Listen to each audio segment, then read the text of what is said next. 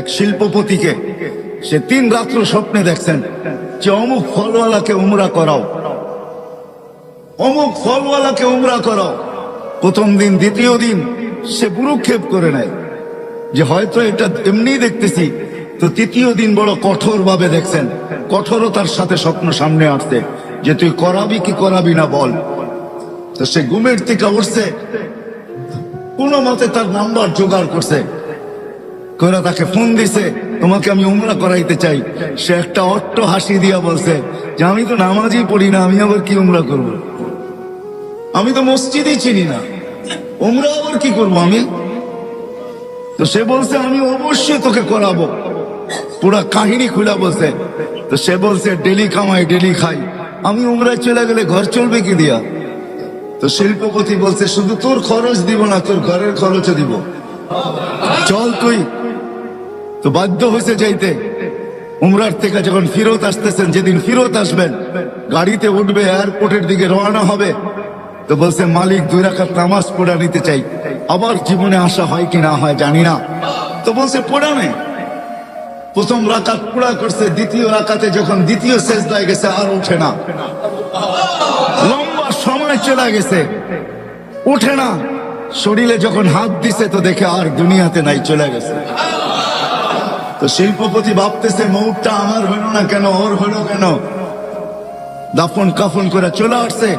বাড়িতে জিজ্ঞাসা করছে কি কাজ করতো, এর আমল কি ছিল? এত জামাজি পড়তো না, মসজিদেই চিনতো না, আবার আমল কিসের?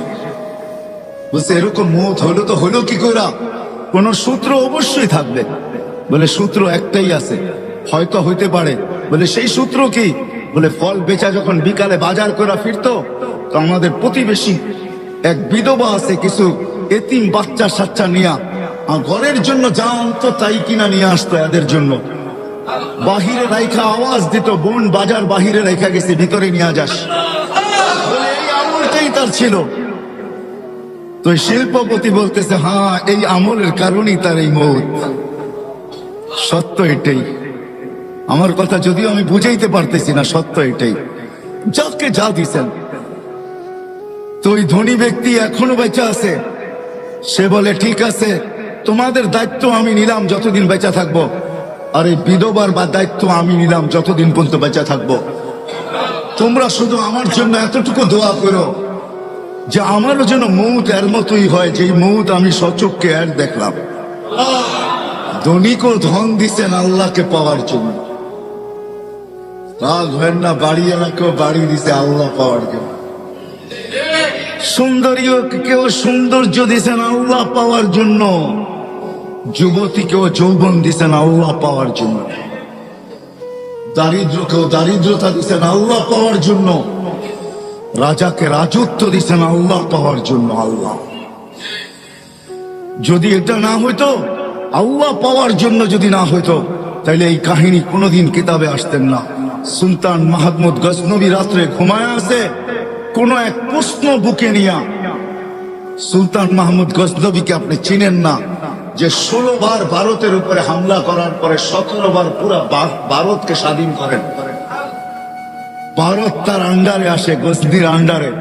পুরা ভারত কেন, বার্মা কেন, থাইল্যান্ড কেন, এই পুরো পট্টি তার আন্ডারে ছিল। সুলতান মাহমুদ গজনবী রহমতুল্লাহ আলাই এক প্রশ্ন নিয়ে সে ঘুমায়া ছিল। তার নিজের হাতের লেখা। বড় আলেম ছিলেন, আল্লাহওয়ালা ছিলেন, শাসক ছিলেন। তার মতো শাসক জমিন কিয়ামত পর্যন্ত পাবে কি পাবে না জানি না আমি, আমার জানা নাই। এত বড় আল্লাহওয়ালা শাসক ছিলেন।